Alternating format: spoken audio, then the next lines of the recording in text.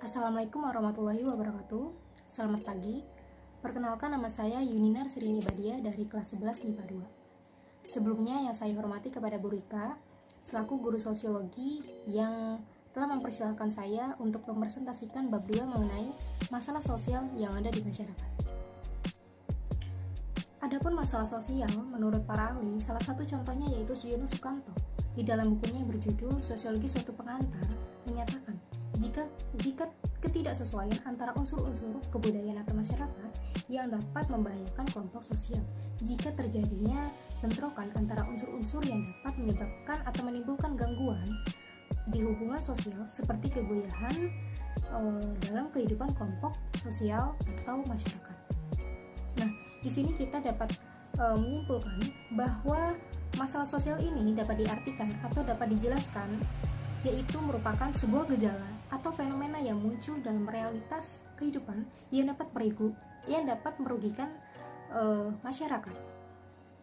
Berikutnya terdapat 4 faktor yang dapat memicu timbulnya masalah sosial yang ada di masyarakat. Salah satunya yaitu faktor ekonomi. Faktor ekonomi ini faktor terbesar yang menyebabkan terjadinya masalah sosial. Krisis global dan PHK itu memicu tindakan kriminal.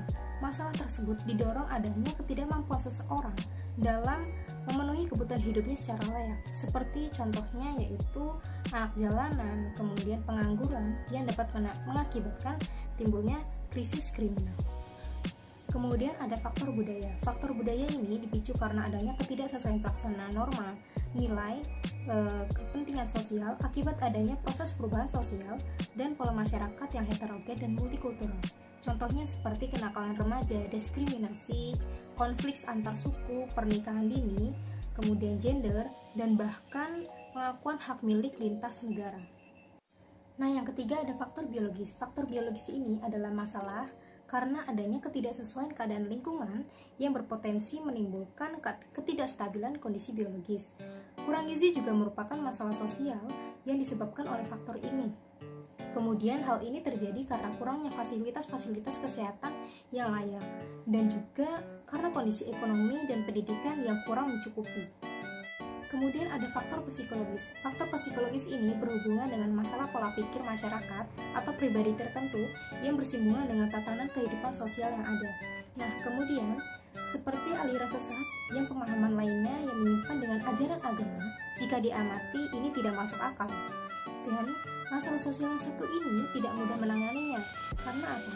Karena menyangkut soal keyakinan, sehingga butuh penanganan secara berkesinambungan dan juga dengan pendekatan yang bijak. Suatu fenomena yang dapat merugikan masyarakat disebut dengan masalah sosial. Berikut beberapa contoh masalah sosial. Yang pertama yaitu kemiskinan. Kemiskinan adalah keadaan ketidakmampuan untuk memenuhi kebutuhan dasar seperti pakaian, makanan, tempat berlindung, kemudian ada kesehatan dan juga pendidikan. Kemiskinan juga dapat disebabkan oleh kelangkaan alat pemenuhan kebutuhan dasar atau sulitnya akses terhadap pendidikan dan pekerjaan. Kemiskinan juga mempunyai kriteria seperti yang pertama yaitu jenis luas lantainya tidak terlalu lebar atau 8 cm per orang.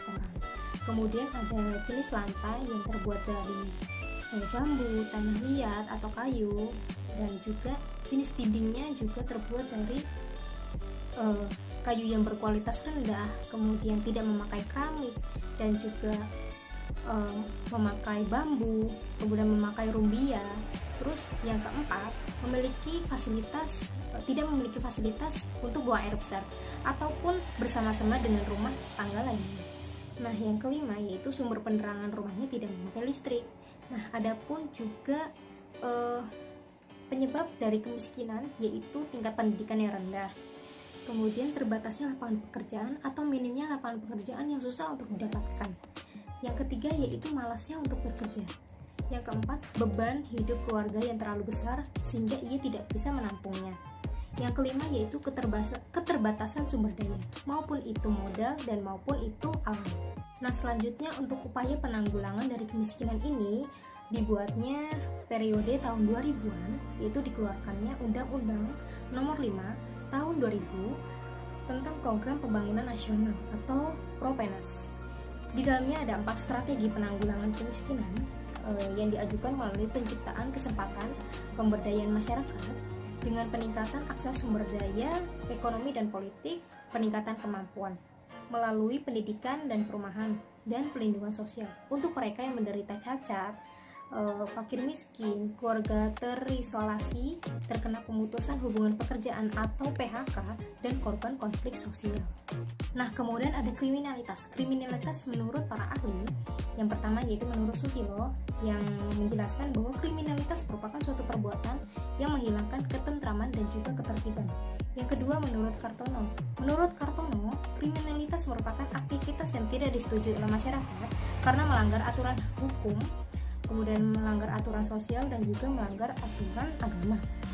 Kemudian ada juga Elliot. Elliot ini menjelaskan bahwa kriminalitas adalah tindakan yang melanggar hukum. Di sini kita dapat menyimpulkan bahwa kriminalitas berasal dari kata crime, artinya kejahatan. Nah, dalam Kamus Sosiologi yang berjudul Haryanta tahun 2012 menjelaskan bahwa kriminalitas adalah semua warga masyarakat yang bertentangan dengan norma-norma pidana. Nah, adapun penyebab dari munculnya kriminalitas ini, yang pertama adanya kesenjangan sosial, kemudian pengangguran yang semakin meningkat, pergolakan ideologi politik, terus yang keempat meningkatnya tingkat kepadatan penduduk, kemudian yang kelima penegakan hukum yang masih tebang pilih, kemudian yang keenam dendam pribadi, yang ketujuh ada konflik sosial, yang kedelapan ada asimilasi budaya, kesembilan ada mentalitas atau mentalnya terganggu sehingga dia dapat melakukan kriminalitas, dan yang ke-10 ada faktor ekonomi. Nah, adapun upaya untuk mengatasi kriminalitas. Untuk mengatasi kriminalitas, kita harus lakukan tindakan tegas dari aparat hukum. Yang kedua yaitu tebang pilih. Yang dimaksud dengan tebang pilih apa? Tebang pilih ini dimaksud dengan hukum tidak berlaku atau maksudnya sama rata kepada siapapun. Contohnya kejahatan kera putih. Selanjutnya ada menciptakan lapangan pekerjaan yang sebanyak-banyaknya, tidak ada perbedaan perlakuan berdasarkan tingkat ekonomi. Selanjutnya menggerakkan roda perekonomian terutama ekonomi kerakyatan. Kemudian ada lagi jangan mudah terpancing emosi, kemudian meningkatkan peran saran orang tua, selektif terhadap budaya asing yang masuk, dan juga menumbuhkan kerjasama yang solid antara aparat dan masyarakat dalam menjaga keamanan. Baik, itu adalah hasil presentasi saya mengenai masalah sosial yang ada di masyarakat. Semoga kalian dapat memahami dan juga dijadikan pembelajaran untuk bidang sosiologi ini. Semoga bermanfaat dan terima kasih. Wassalamualaikum warahmatullahi wabarakatuh.